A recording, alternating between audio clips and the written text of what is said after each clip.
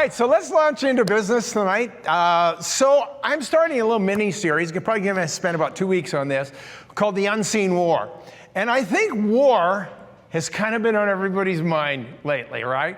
I mean, we've actually been in a war a lot longer than a few weeks. We've been in a war for 2 years, a war against an unseen enemy, a COVID, and you know all about that. And we're just kind of getting to the end of that. And what happens? We have war break out in Europe at a scale that we really haven't seen for 70 years since the last World War.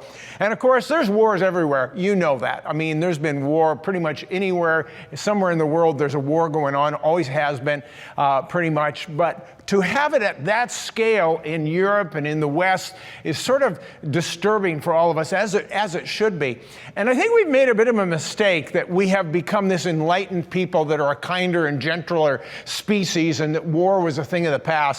And that's really naive to think that. And I'll tell you why it's naive. For one thing, Jesus said, you will hear of wars and rumors of wars. Do not let your heart be troubled. He didn't say don't be concerned.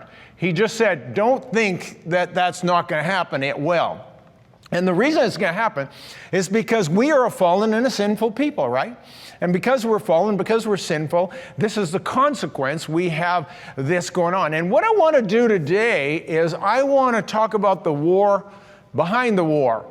And what we do is we look at the surface things. you look out there, you turn on the news, and you see fighting, you see combat, you see all these things, and we forget that there's always a war behind a war. And I'm talking about this spiritual war, a spiritual war that we have been in as the human beings for thousands and thousands of years. And sometimes we forget about this war because it's actually the more critical battle. For my interest's sakes, how many of you remember a book written in the late 80s, by Frank Peretti called This Present Darkness? How many of you remember that? Well, quite a few of you remember this.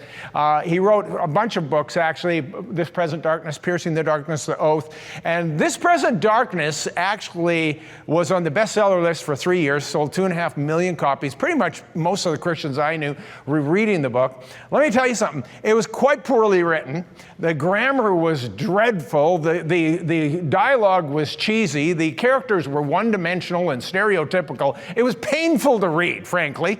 I don't know if you agree with me or you don't. Catherine's nodding her head. She remembers. But here was the thing that was important about this book, is it reminded Christians of the spiritual war, the war behind the war. And it was a community, and it kind of went back and forth between what was happening in the natural and what was happening in the spiritual realm. And what it did was it really opened people's eyes to the spiritual battle. So let me remind you of something. There are angels and there are demons warring against each other all around us all the time, whether we can see it or not. And to give you a crash course on this, angels pre-exist man. Before man was created, angels existed. We don't know when they were created, but at some point they were. They're highly intelligent. They're incredibly powerful. They're highly mobile. And no, they don't need wings to fly. As far as we know, only cherubim have wings. And John Travolta in the movie Michael. That was like the worst representation of an angel ever. He was the smoking, drinking, cussing archangel Michael. So don't use that as your framework of what an angel really is. But here's what we do know. There was only 3 angels mentioned, or named rather, in Scripture. And they were Michael and Gabriel and Lucifer. Those are the only 3 named angels in the whole Scripture. And we know Michael and Gabriel are archangels, probably, good chance, that Lucifer was the 3rd archangel. Because if you want to find out what happened, you go into Revelation chapter 12, and it tells us a story, and it's talking about the past, not the future, and it says, war broke out in heaven, and the devil and his angels did battle against Michael and his angels. And what happened, it's a crazy story, was that Lucifer decided he was going to replace God as God.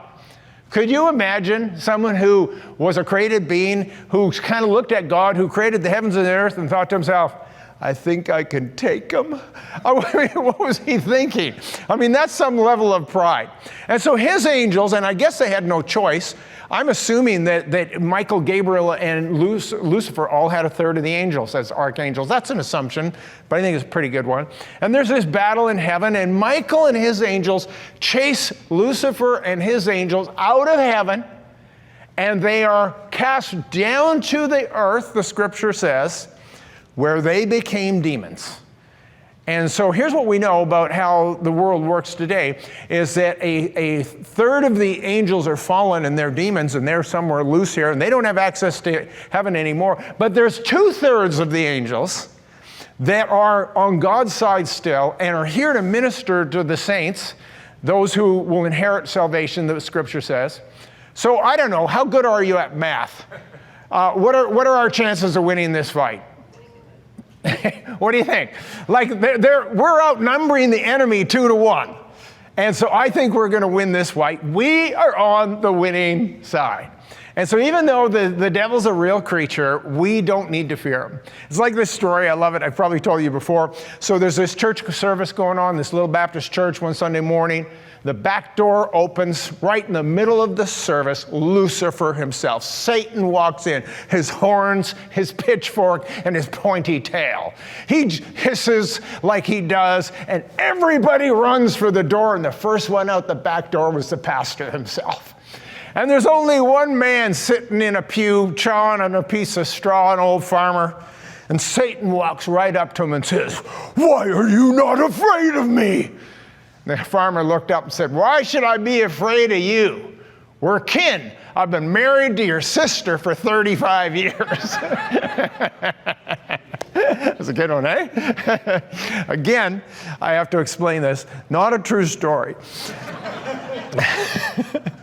All right, so here's where we are, a very familiar passage to all of you. It's Ephesians chapter 6, verse 10, and it says, "Finally, my brethren, be strong in the Lord and the power of his might. Put on the whole armor of God, that you may be able to stand against the wiles of the devil. For we wrestle not against flesh and blood, but against principalities, against powers, against rulers of darkness of this age, against spiritual wickedness in high places." You know, there's a lot going on here. It tells us who our enemy is. It tells us who our enemy isn't, flesh and blood. And it tells us how we are supposed to do battle. And what he says here is, he says, put on the whole armor of God. And then, of course, many of you know this, and if you keep reading this, he goes through what the armor looks like, right? The breastplate of righteousness, and the helmet of salvation, and the shield of faith, and the sword of the Spirit, which I'm not going to talk about today, because I talked about this a few months ago. Do you remember? Remember Pastor Steve? Dressed up as the centurion, and we got him up here in the armor, and I was hitting him with a stick? I think they forget. Go get that costume on and get me a stick. How many remember that sermon? Oh, you got to go check it out online if you've never seen it. It was fantastic. Steve was great. He was my whipping boy. I was beating him with that stick. It was so much fun. I love the guy. I love him. So I'm not going to talk about the armor today. You're going to have to get that on your own by going and looking up that message. But here's what I want you to think about. Why would he use this metaphor of the Roman army and then change subjects entirely when he was talking about spiritual warfare? And I don't think he did. And when he talks about principalities and powers and rulers of darkness and spiritual hosts of wickedness, it says in the King James, what he is doing is he is describing our enemy using, and a lot of people have missed this, he's actually using the Roman hierarchy as we would know it. He's wording it a little different. So I'm going to throw it up on screen here because I want us to really kind of figure out who the enemy is and understand this. And so if we look at in the black, let's just talk about the Roman hierarchy for a moment. You had Caesar, he was the emperor, and he was in charge of the whole Roman empire as we know. And then he had principalities, and these principalities were regions all over. See, he couldn't rule from one place, and he had to have rulers in each place. And in, of course, the land of Judah, there was a ruler by the name of King Herod, and he was under the authority of the emperor or Caesar.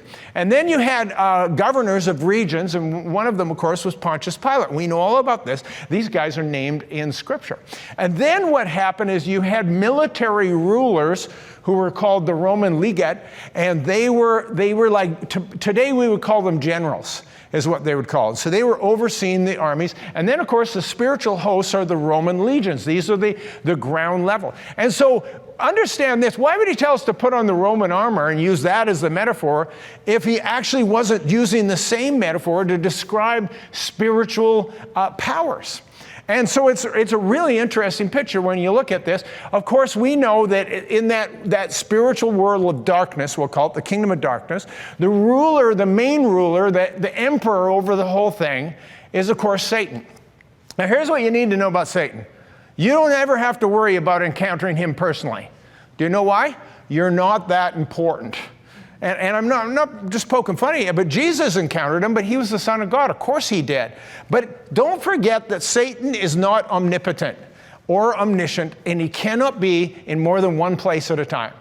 Right? He is not omnipresent. He can only be in one place at a time. So he's not going to bother you personally because he's in the Kremlin right now, possessing Vladimir Putin, and that's probably no joke. And so he has, in his kingdom, he has these principalities. And we know about these principalities, these rulers over large, geographic areas. And the reason we know about it is from Daniel chapter 10. And if you go to chapter 10 of Daniel, you find Daniel, he's in 21 days of prayer. He's praying, he's not getting his answer. And after 21 days, the angel of the Lord shows up and said, I came right away when you prayed, but I was withheld 21 days by the prince of the kingdom of Persia.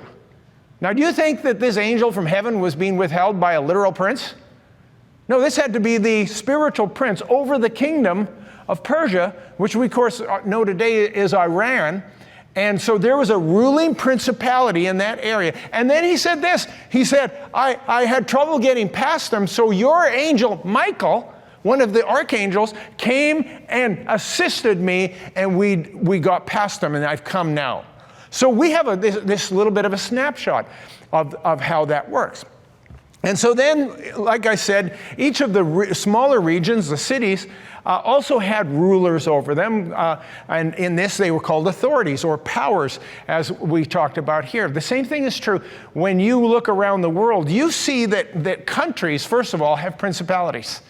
And if you travel the world, and I've had the good fortune of traveling many different places, and it's fascinating. You go into South Asia, go into Southeast Asia, and you get overwhelmed by the presence of the spirit of religious idolatry. You can sense it, you can feel it. And I'm not criticizing them, but it's true. India, for example, has 350 million Hindu gods. That's a lot of gods. And you go into Eastern Europe, like Russia, you find the presence of political oppression. You go into the Middle East. I'm telling you, travel to the Middle East and you can feel a military combat. You feel it every day while you're there. You have this sense of this power or presence of military conflict everywhere you go. You see machine guns and soldiers and remnants of bombs. And so all over the world, there's these kinds of spiritual presence that hang over country. But even as you go to local cities, you experience the same thing. You go to New York. How many have been to New York? It's a fascinating city, but you can't escape the power of greed there. And we were on a bus tour there once, and the bus driver said something fascinating. I was surprised he said it. He said, just for the record, don't think these people who founded the city of New York came here fleeing religious freedom or oppression, and they're here to make money. That's why they're here. And it's a Dutch colony that was developed to make money. I thought, that explains everything about this. So cities have these powers that rule over them. And then you look and it says, rulers of darkness of this age. And even in a city like ours, if you go to different parts of the city, have you noticed this? That different parts of the city have a different sort of spiritual atmosphere.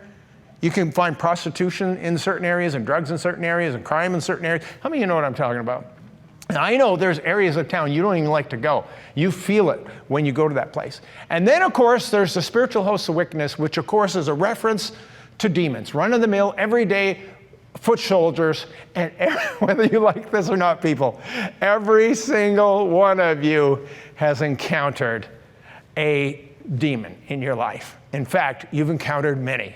In fact, some of you are experiencing one right now. No, I'm just hacking at you. But you get the picture that there are these powers and principalities everywhere. And so here's what I want to do. I want to take a moment and I want to use Ukraine. It's hard for us to get our thoughts off of Ukraine, the tragedy that is happening there and the atrocities. We don't want to trivialize that, and I'm not going to. But I do want to use it as a bit of a metaphor because I think by looking at it, it will help us to understand what we're dealing with. So I want to throw up on the screen a map of Russia before 1991. When Russia was still the Soviet Empire, the USSR, all of these Eastern European countries, from East Germany and Poland and Ukraine and Romania and way over there, Kazakhstan, they were all under the rule of the Soviet Russian empire, as it were, before 1971. And you see right smack, or 1991 rather, and you see right smack in the middle was Ukraine. And then what happened in 1991 is the Soviet Union fell apart, as you know, and many of these countries became part of NATO. So I want to show you the next picture. And in this one, you can see all those countries in the blue are all now NATO countries. Even those Eastern European countries, many of them that were once under Russian rule, are now part of NATO, and they've aligned with the West. And look at Ukraine, sitting right smack in the middle between the East and between the West.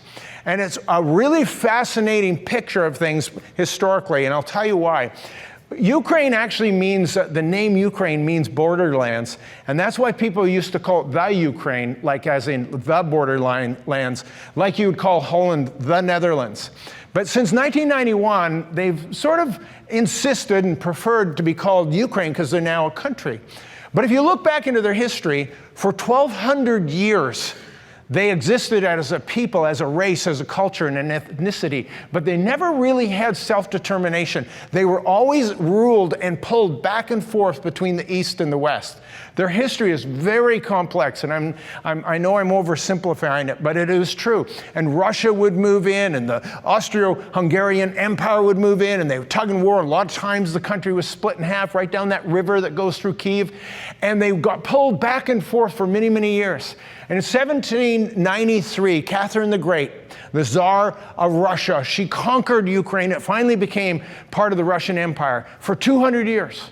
And then in 1991, for the very, very first time in their history, they became an independent democracy. So they're only 30 years old as a democracy, and now they're in this war. And I know many people are saying, why aren't they part of NATO?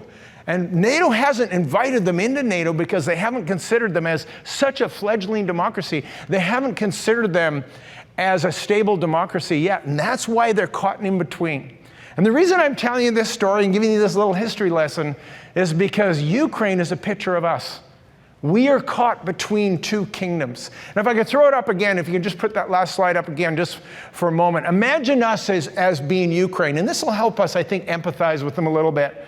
And on one side, we have the kingdom of darkness on one side, Russia and all of their oppression and all these things. And on the other side, we have freedom. We have these NATO countries, and we're stuck in the middle, and we're in this dynamic tension between the two of them. And this is not to say that Russia is all bad, Putin's bad. The Russian people, many of them are good and kind people. And it's not to say that NATO is all good. They've got lots of bad things on their side. I'm just using it as a metaphor. Because here's what happened. This is where I'm going with this. For 4,000 years, planet Earth was under the rule of the prince of the power of the air, under the rule of Satan. He's called in Scripture the god of this world. Why? Because Adam and Eve fell into his trap and turned the world over to him. And darkness and sin and destruction and mayhem ruled in the earth for 4,000 years. And we got liberated 2,000 years ago. Jesus came and he defeated the enemy, but we misunderstand that. We think, well, how did he defeat the enemy? Like, I would have drop kicked him right off the planet, wouldn't have you? That's what I would have done, but apparently I'm not God, and that's not what God did. And it says what he did, and don't miss this, he says he disarmed powers and principalities. That's what it says in the book of Colossians. It doesn't say he was banished from the planet. So now all of a sudden what we are is we are caught in this dynamic tension between the kingdom of heaven and the kingdom of darkness. And we have to decide what we're going to do. We have to decide how are we going to live our lives and how are we going to exist and how are we going to handle this.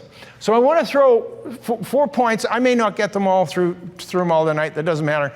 I have another week on this. But I want to throw these points out. Here's the unseen war that I want you to think about. Number 1, don't forget who your real enemy is. Number 2, don't underestimate your adversary. Number 3, don't make any deals with the devil. And number 4, don't expect God to fight your battles for you. So the first thing is this: don't forget who your real enemy is. So Paul starts off with this, and he says, we do not wrestle against flesh and blood. You want to know something? That's not an observation, because we're terrible at this. We fight against flesh and blood all the time. You know what it is? It's instructional. He's trying to remind us, look, people are not your enemy. And you don't fight against flesh and blood. And what happens is we fall into that trap again and again. We think our boss is our enemy, our spouse is our enemy, our neighbor is our enemy. And we have made all of these enemy people to be our enemies. You know, when you look at Jesus, I want you to think about this. Jesus never once ever regarded another human being as his enemy. I want you to think about this. Do you ever hear him talking about Rome as his enemy? He doesn't. Now the Jews did, the Zealots did, but Jesus didn't talk that way. Even Judas was his betrayer. How did he treat him? As an enemy or a friend? He treated him as a friend. He knew. Jesus was omniscient. He knew what was going to happen. He knew he was going to be betrayed. He knew exactly who was going to betray him. And yet the whole time he treated him with nothing but kindness and grace until the moment. Even when he betrayed him, he said, this thing you're going to do it quickly. Even the Pharisees, you know, he had a lot of tough words for the Pharisees. You go read the story. He didn't hate the Pharisees. You know, on one occasion it says the power of God was there to heal them, referring to the Pharisees. Jesus would have healed them, but it says because of their unbelief, none of them got healed. And so what he did was he reserved his contempt for Satan. And we look at, when it comes to Satan, he was pretty ruthless, wasn't he? I mean, he just hammered the devil. He made no bones about it. I mean, he rebuked the devil. He cast the devil out. He treated people with kindness, and he treated the enemy with contempt, which is exactly what you're supposed to do. So you think of this story. I'll just give you one example. So it's Luke chapter 14, and you have the mute man that gets brought to Jesus. You remember this? They bring him to Jesus. He's mute. And Jesus casts out the demon and commands this demon to come out of him. And all of a sudden, this man starts to speak. And here's what's fascinating about this story.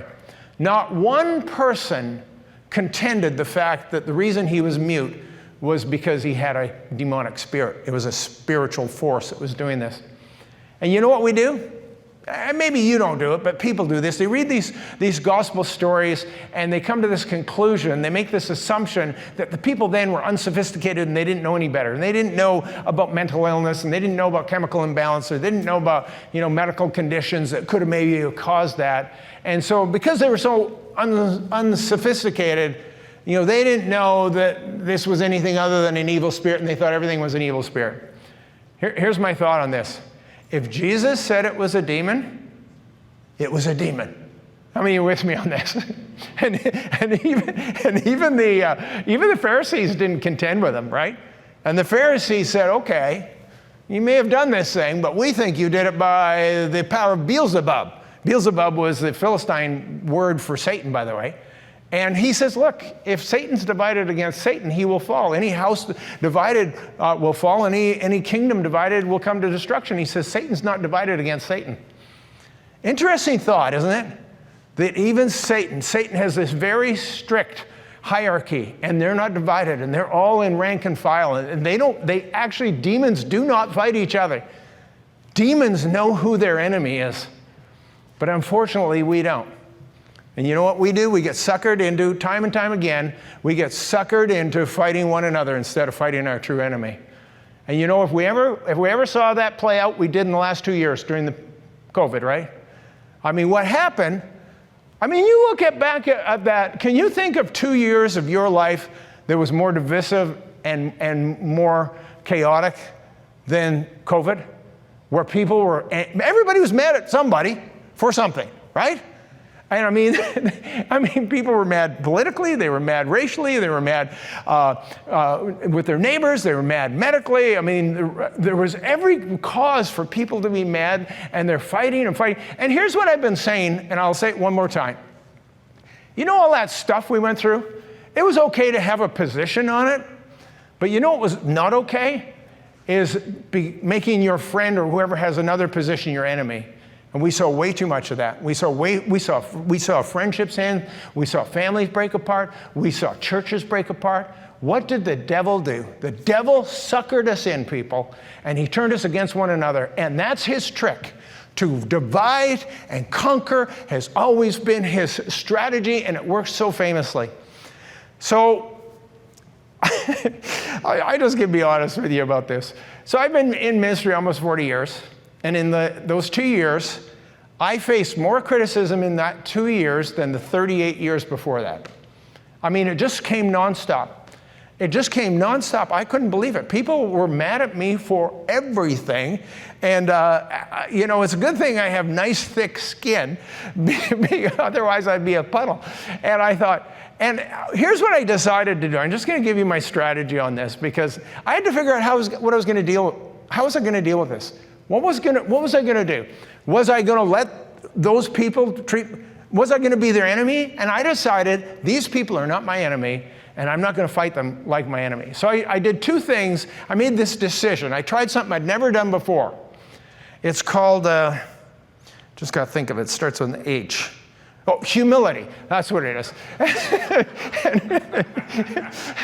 And I thought, you know what? I'm just going to take a much more humble approach. And you see, when we get offended with one another, what happens is when somebody criticizes us, you know what you want to do back, right? You want to criticize them back. When they poke you in the eye, you want to poke them back, an eye for an eye, tooth for a tooth. And Jesus said that's not the technique. And I thought, you know what? I'm going to try a new thing for me. And when people are mad at me, I'm going to connect with them, and I'm just going to kind of do it as humbly as I can. And I remember one guy, he was so mad at me. He was a fellow pastor. He was so mad at me because our opinions on all that stuff were a little bit different. And so I phoned him up, and I decided that, this is what I told him. I said, I decided that you're probably right. He said, what? You think I was right? You don't think I was right? That's what he said to me. Well, I didn't really think he was right, but I wasn't sure he was wrong either. I thought, who knows? Who knows whether, and really, here was the point. Did it really matter whether I was right or wrong? You remember what Jesus said about this? He said, agree quickly with your adversary while you were on your way with him. Why would he say that? He's not talking about your spiritual adversary. He's talking about people, the adversaries of this world, people who attack you. And sometimes you have to look at it and say, what is my friendship worth? You know what I did? I thought about that pastor, and I thought, I'm just going to tell him I think he could be right. I didn't say he was right. I just said he was probably right. And maybe he was. I don't really know. Don't really care. You know why? Because my friendship with him is more important than being right. How many of you are tracking with me? You know what the scripture says? It says that God resists the proud, but gives grace to the humble. And then the very next verse is, resist the devil and he will flee from you. There is something incredibly powerful in spiritual battle about humility. So the first thing I did was I tried that new thing called humility. And there was another thing I tried. What was it? Starts with an A. Oh, I know, apology. And so honest to goodness, I think I apologized more in the last 2 years than my whole life put together. How many of you have been doing a lot of apologizing lately? Anybody? Am I the only one? Why are there so few of us? You should try it. It's really great.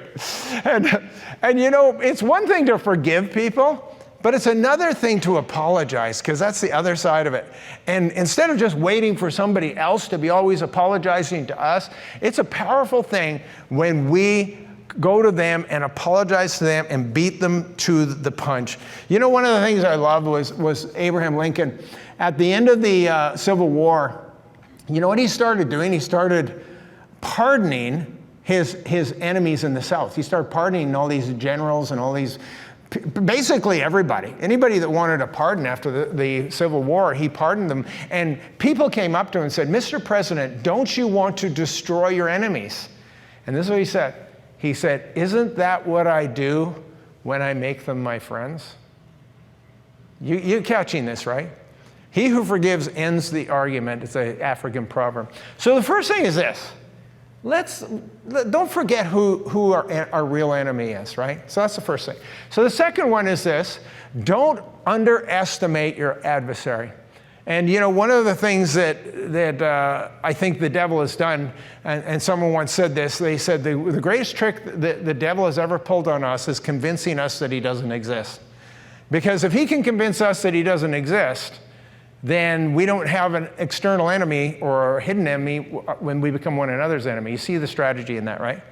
Conan O'Brien, how many of you know Conan O'Brien, the late night guy? He took it a step further. He said, the greatest trick the devil ever pulled was convincing the world he didn't exist. The worst trick he pulled was that got your nose thing. I love that trick. You do that with your grandkids. I got your nose. I got your nose.